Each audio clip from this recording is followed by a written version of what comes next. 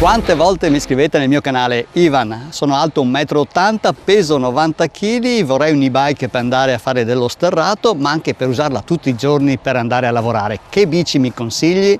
E io rispondo: dipende.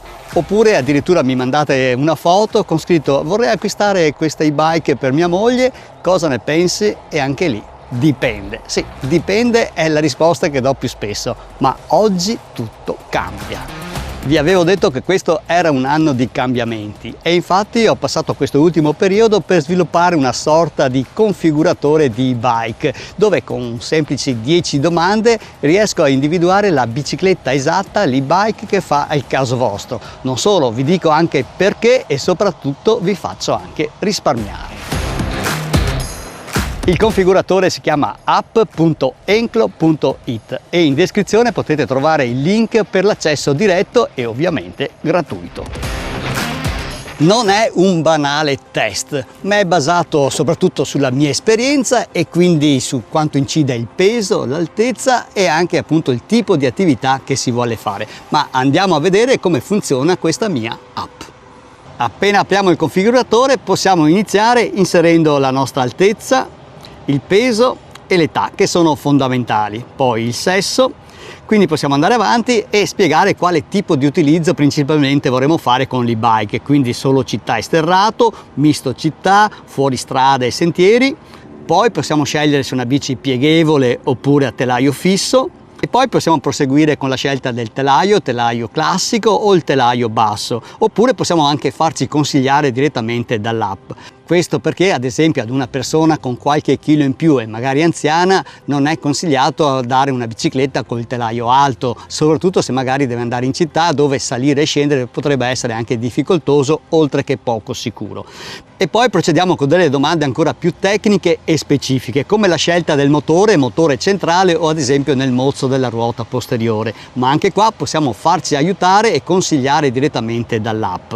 Stessa cosa poi per la scelta della tipologia dei freni e anche del tipo di ammortizzatori. E poi possiamo scegliere ovviamente il budget. L'app a questo punto inizierà ad incrociare i dati e ci darà le 3 migliori soluzioni in base alle nostre scelte.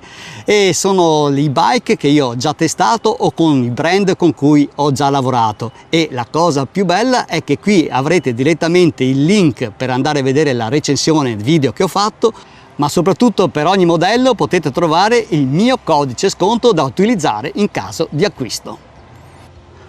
Utilizzando quindi questo mio configuratore e-bike avrete la possibilità di conoscere e sapere qualcosa di più del mondo delle e-bike, oltre a trovare l'e-bike più adatta a voi e soprattutto il link diretto alle mie recensioni, link diretto a dove acquistare l'e-bike e soprattutto il mio codice sconto.